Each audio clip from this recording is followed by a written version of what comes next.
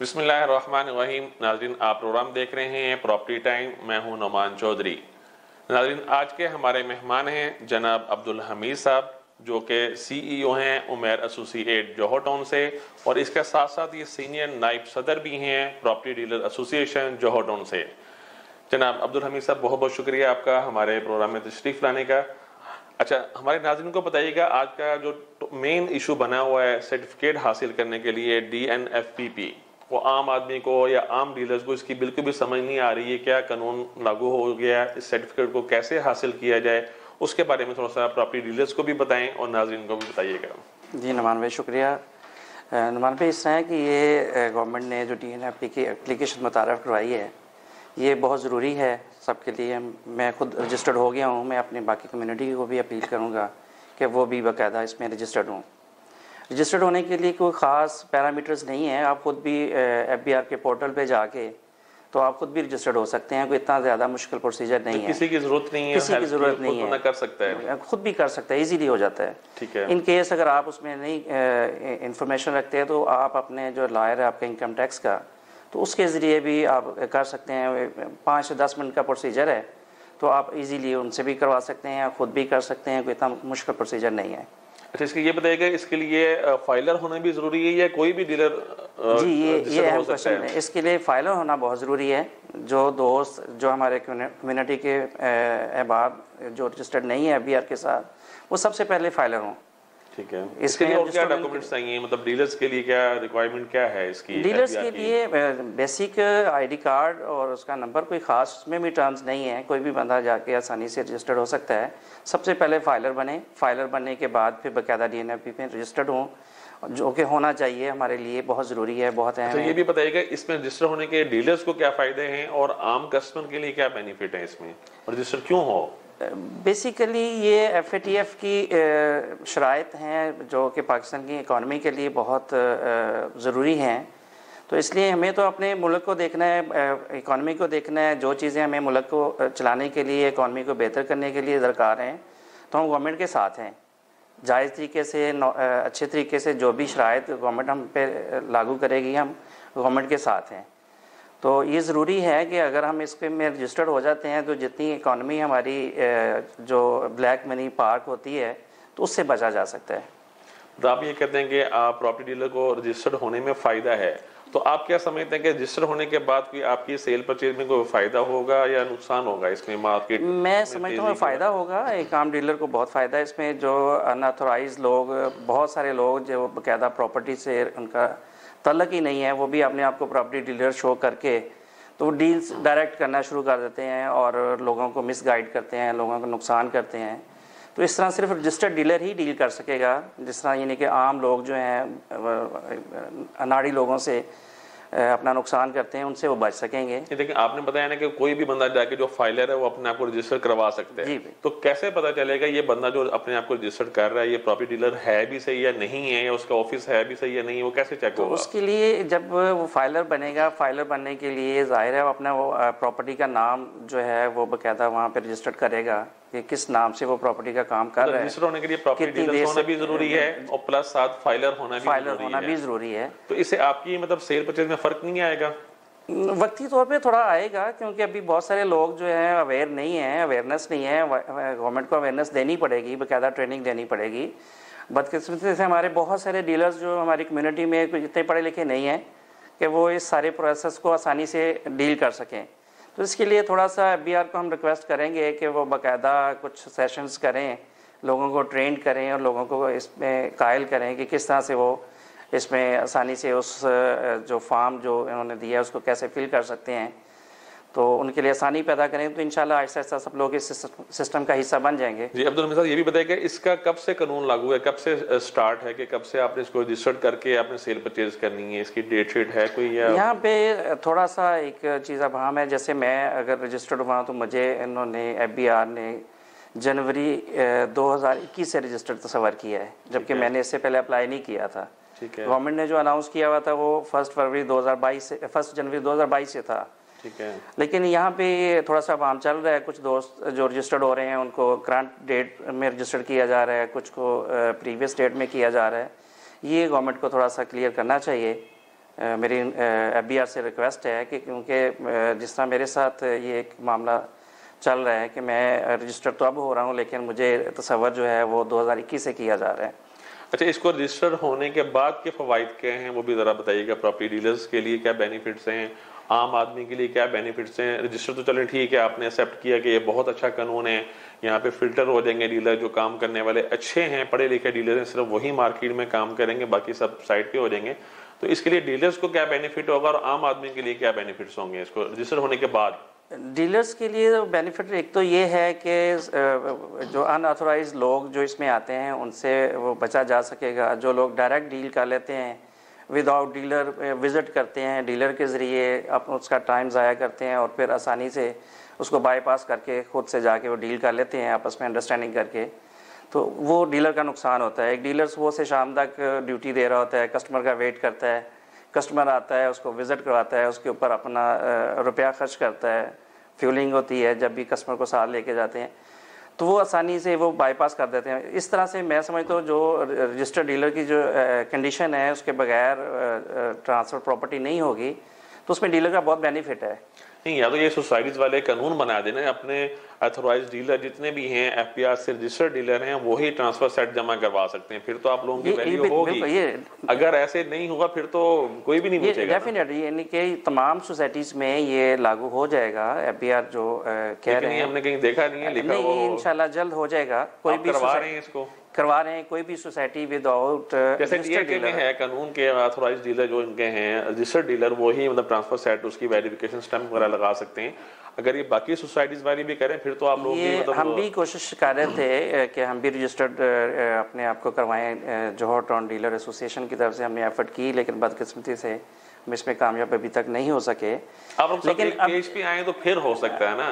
लेकिन अगर जो डीलर रजिस्टर्ड नहीं है और जो रजिस्टर्ड है, दोनों में क्या फ़र्क है? फ़र्क कैसे पता चलेगा? फ़र्क तो बेसिकली पाबंदी गवर्नमेंट की तरफ से जब कानून बनते हैं, जैसे ये कानून FDNPP का आ रहा है, तो इसके ज़रिए जब रजिस्टर्ड डीलर को ही इजाज़त होगी किसी भी सोसाइटी में, चाहे वो कोऑपरेटिव सोसाइटी है, प्राइवेट सोसाइटी है या LDA का अदारा है, जहाँ पे भी वो विदाउट रजिस्टर्ड डीलर ट्रांसफ़र नहीं होगी, तो डेफिनेटली इसका फ़ायदा होगा, डीलर को बहुत फ़ायदा होगा। अच्छा, अब्दुल हमीद साहब ये भी बताइएगा कि आम आदमी कैसे चेक कर सकेगा कि ये जिस डीलर के पास मैं जा रहा हूँ अपनी प्रॉपर्टी सेल या परचेज करने के लिए, क्या वो रजिस्टर्ड है या नहीं, वो कैसे चेक कर पाएगा? बड़ा आसान तरीका है। जब आप किसी डीलर के पास जाते हैं तो डीलर का एक रजिस्टर्ड नंबर, जो उसका इनकम टैक्स नंबर ले सकते हैं, आप मुझसे क्वेश्चन कर सकते हैं कि आप रजिस्टर्ड हैं, अपना रजिस्टर्ड नंबर दें, तो उस नंबर के ज़रिए आप चेक कर सकते हैं कि रजिस्टर्ड है या नहीं है। उसके अलावा और कोई तरीका नहीं, को वेबसाइट पे हो वेरिफिकेशन, को SMS के वेबसाइट पे भी कोई भी ID कार्ड किसी भी डीलर का जब आप डालेंगे, उससे आप देखिए एंड यूजर को डीलर का ID कार्ड का कैसे पता होगा कि इसका ID कार्ड नंबर क्या है? एंड यूजर क्वेश्चन कर सकता है, जिस भी डीलर को विजिट करता है तो उससे वो सबसे पहले क्वेश्चन कर सकता है कि मैं सबसे पहले आपको चेक करना चाहता हूँ, आप अपना मुझे ID कार्ड नंबर दें। लेकिन अगर FBR इसके एक डीलर्स का कोई नंबर जारी कर दे जो अपने वो लेटर पैड पे या अपने ऑफिस में वो नुमाया कर सके, डिस्प्ले कर सके, फिर तो फायदा है ना। ये बिल्कुल आम आदमी देखें, फिर उसमें ये बेनिफिट होगा कि आम आदमी को समझ आ जाएगी कि मैंने इस डीलर के पास जाना, ये रजिस्टर्ड है, ये वेरीफाई करता है, हर चीज को खुद वेरिफिकेशन करने के बाद ट्रांसफर करवा के देगा और ये फाइलर है। ये क्वेश्चन आपका बहुत अच्छा है, बिल्कुल ऐसा होना चाहिए। अभी FBR को एक नंबर जारी करना चाहिए। अभी तक तो जो FBR रजिस्टर्ड कर रहा है उसमें ID कार्ड नंबर के जरिए रजिस्ट्रेशन हो रही है। तो इसका टाइम फ्रेम कब तक है, कब तक रजिस्टर्ड कर सकते हैं ये? इसका अभी तक FBR ने कोई टाइम फ्रेम नहीं दिया। उन्होंने जो फर्स्ट ऑफ ऑल जो डिक्लेयर किया था वो तो 1 जनवरी से ऑनवर्ड था कि वो इसको पाबंद करेंगे कि उसके बगैर वो कोई भी ट्रांजैक्शन ना हो सके। तब थोड़ी सी उसमें एक्सटेंशन की गई है, 1 फरवरी तक FBR ने किया है। ठीक है। तो अब ये तो FBR पे डिपेंड करता है कि वो किस तरह लोगों को अवेयर करना। सबसे पहले तो लोगों को ट्रेनिंग देनी है उन्होंने, जब तक ट्रेनिंग नहीं देंगे तो ये काम नहीं हो सकता। अच्छा, ये बताइएगा सर्टिफिकेट हासिल करने के बाद, प्रॉपर्टी डीलर रजिस्टर्ड होने के बाद आप डील किस तरीके से करेंगे, वो जरा नाज़रीन को बताएंगे कि रजिस्टर्ड तो आप हो गए, आप कोई प्रॉपर्टी सेल या परचेज करना चाह रहे हैं तो उसका क्या तरीक़ेकार होगा? उसका जो तरीक़ेकार हमें एफबीआर ने डिक्लेयर किया है, उसमें एप्लीकेशन जो अपने मोबाइल में हम डाउनलोड की गई है DNFBP के नाम से, उसमें सेलर के परचेजर के जो भी क्वाइफ हैं वो दर्ज करेंगे हम ट्रांसफ़र से पहले। ठीक है। ट्रांजैक्शन जब फर्स्ट ट्रांजैक्शन सबसे पहले तो बयाना की सूरत में होती है कि कोई भी कस्टमर आता है, आप उसके साथ एग्रीमेंट टू सेल करते हैं। ठीक है। तो एग्रीमेंट टू सेल करते वक्त हम उनके जो क्वाइफ हैं उसमें दर्ज करेंगे और उसको बाकायदा रजिस्टर करेंगे एफबीआर के साथ, और उसके बाद फिर फाइनल ट्रांजैक्शन की तरफ ये बड़ा अहम सवाल है, ये बताइए जब बयाना होगा, बयाने के टाइम पे आप एंट्री कर देंगे या ट्रांसफर से पहले करेंगे एंट्री? बयाने पे तो बहुत से लोग होते हैं बयाना करके इन्वेस्टर साइड पे हो जाते हैं, तो क्या उनकी भी एंट्री होगी या जस्ट ट्रांसफर वालों की एंट्री होगी? ट्रांसफर वालों की एंट्री होगी, बयाने पे तो एंट्री नहीं होगी। बयाने पे जो तो अभी भी स्पेस है बिल्कुल। कुछ चीज़ें बेसिकली जो मैंने एक क्वेश्चन रेज किया है कि एफबीआर को ट्रेनिंग देनी पड़ेगी, हमारी कम्युनिटी को टाइम देना पड़ेगा, ये ट्रेनिंग देनी पड़ेगी। तो अभी ये बहुत सारे क्वेश्चन एफबीआर ने क्लियर नहीं किए हुए, तो हमारा एफबीआर से यही अपील है कि वो सबसे पहले हमारी कम्युनिटी में आएँ और अंडरस्टैंडिंग से लोगों को अवेयर करें कि एप्लीकेशन को पे किस तरह अमल दरामद करना है और कब तक इस पे यानी कि 100% हो जाना चाहिए। ये एफबीआर की जिम्मेदारी है। अब्दुल हमीद साहब, बहुत बड़ा लम्हा फिक्रिया है कि एफबीआर कानून लागू कर देता है, डेट दे देता है, लेकिन उसकी ट्रेनिंग नहीं देता। अब देखें ना, बहुत से लोग रजिस्टर्ड होना भी चाह रहे होंगे प्रॉपर्टी डीलर्स, लेकिन उनको पता ही नहीं कि हमने रजिस्टर्ड कैसे होना है।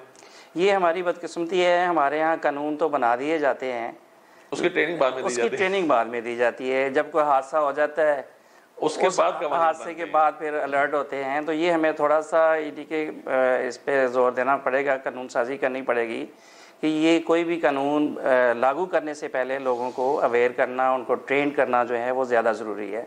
जैसे आपने पहले अपनी मदद आपके तहत बहुत से काम किए कि आप प्रॉपर्टी डीलर्स एसोसिएशन जो है, अपने जो छोटे डीलर्स हैं कि उनके रहनुमाई के लिए कोई डेस्क कायम किया, कोई कमेटी बनाई है, कोई ट्रेनिंग सेशन के लिए कुछ? इंशाल्लाह हमने हमारी एफबीआर के साथ मीटिंग हुई थी, उसमें उन्होंने कहा था कि हम आपको टाइम देंगे, आप अपनी एसोसिएशन का अपने मेंबर्स को कॉल करके जितने मैक्सिमम लोगों को इकट्ठा कर सकते हैं तो हम वहाँ पे आपको सेशन देंगे। अगर एफबीआर वाले नहीं देते क्या आप अपने तौर पे भी कर सकते हैं? फिर हम डेफिनेटली सबसे पहले तो एफबीआर से हम खुद यानी कि हमें वो जो हमारे नुमाइंदे हैं उनको वो गाइड करें, फिर हम उनकी गाइडेंस के मुताबिक फिर हम सेशन करेंगे। जो हमारे आम जो डीलर जो ज़्यादा पढ़े लिखे नहीं हैं उनको एक जगह पे इकट्ठा करके उनको ट्रेनिंग सेशन हम खुद देंगे इंशाल्लाह। अच्छा, उसमें ये बताइएगा उसमें डाटा क्या क्या इंटर करना पड़ेगा? जस्ट वो ट्रांसफर उसके सेलर परचेज के क्वाइफ हैं या वो फाइलर है, नॉन फाइलर है, उसके रेट शेट भी इंटर करने पड़ेंगे या जस्ट उसके क्वाइफ ही हैं? उसमें एनटीएन नंबर बेसिक है, आईडी कार्ड नंबर। अगर फाइलर नहीं है, नॉन फाइलर है, तो क्या वो प्रॉपर्टी परचेज नहीं कर सकेगा? अगर नॉन फाइलर है तो फिर प्रॉपर्टी परचेज नहीं कर सकेगा। जो उन्होंने परफार्मा दिया है उसमें तो एनटीएन नंबर सबसे बेसिक है कि एनटीएन नंबर दिया जाए, आईडी कार्ड नंबर। पहले तो आप देखें ना, अभी तक जो सिस्टम चल रहा है उसके मुताबिक तो नॉन फाइलर प्रॉपर्टी परचेज कर सकता है, लेकिन उसका टैक्स डबल है। यहाँ ऐसा है, ये बिल्कुल ही परचेज नहीं कर सकता। यहाँ पे यही अभी तक जो हमारे एफबीआर की तरफ नजरें उठती हैं वो यही एक क्वेश्चन अभी तक बाकी है कि एफबीआर ने अभी तक कोई भी चीज़ कंफर्म नहीं की हुई। ठीक है, जब तक एफबीआर हमें डेट नहीं दे देता, कंफर्म नहीं कर देता, तो रजिस्टर करना स्टार्ट कर दिए, एप्लीकेशन दे दी है, सब कुछ कर रहा है, लेकिन अभी तक ये कंफर्म नहीं है। अब देखें ना, आप माशाल्लाह इस लेवल पे हैं, आप लोगों को भी कंफर्म नहीं है, तो आम डीलर्स को या आम कस्टमर्स को कैसे पता चलेगा? यही तो लम्हा फिक्रिया हमारे लिए कि एफबीआर ने रेट्स अनाउंस कर दिए, सब कुछ कर दिया, लेकिन बेसिक चीज़ें नहीं की। सबसे पहले बेसिक चीज़ों को लेना चाहिए। तो एफबीआर को चाहिए बेसिक चीज़ें जो हैं, जैसे हमारे साथ उन्होंने कमिटमेंट की थी कि हम आपके पास आएंगे, हम आपको ट्रेन करेंगे, आपको प्रॉपर गाइड करेंगे। तो हमारे पास आए, सबसे पहले हमें गाइड करें, हमें इत्मीनान में लें, फिर हम अपनी कम्युनिटी को साथ लेके चलें। तो एफबीआर बातें तो करता है, लेकिन प्रैक्टिकली काम करने के लिए अभी तक वो मैदान में नहीं निकले। अब अच्छा अब्दुल हमीद साहब, ये भी बताइएगा, फर्ज करें अगर वो एफबीआर वाले आपके लिए कोई सेशन नहीं करते, ट्रेनिंग सेशन नहीं करते, तो फिर आप अपनी डीलर्स के लिए खुद से करेंगे या उनको लावारस छोड़ देंगे? देखें, जब तक हमें पूरी अवेयरनेस हमें नहीं मिलती तो हम अपनी कम्युनिटी को कैसे अवेयर कर सकते हैं? लेकिन उन्होंने कानून तो बना दिया है ना, कानून बना दिया है, तो हम उसके लिए मतलब ये भी मुकदमात भी दर्ज करेंगे जो बगैर उसके एंट्री के प्रॉपर्टी सेल परचेज करेगा, रजिस्टर्ड नहीं होगा डीलर, तो उसके लिए फिर क्या करेंगे? तो इसी मकसद के लिए हम आवाज़ उठा रहे हैं कि सबसे कानून साजी तो आपने की है, उसको इम्प्लीमेंट भी करने जा रहे हैं जो कि मुनासिब नहीं है। सबसे पहले जो है बेसिक चीज़ों की तरफ आएँ, बेसिक चीज़ें डिसाइड करें, हमें अवेयरनेस दें, फिर हम आपके साथ चलने के लिए तैयार हैं। चलें, उम्मीद करते हैं इंशाल्लाह ऐसा ही होगा। अब्दुल हमीद साहब से मिलते हैं ब्रेक के बाद और इनसे आपसे जानते हैं प्रॉपर्टी की ताज़ा सूरत हाल लाहौर की। नाज़रीन हमारे साथ रहिएगा, छोटी सी ब्रेक।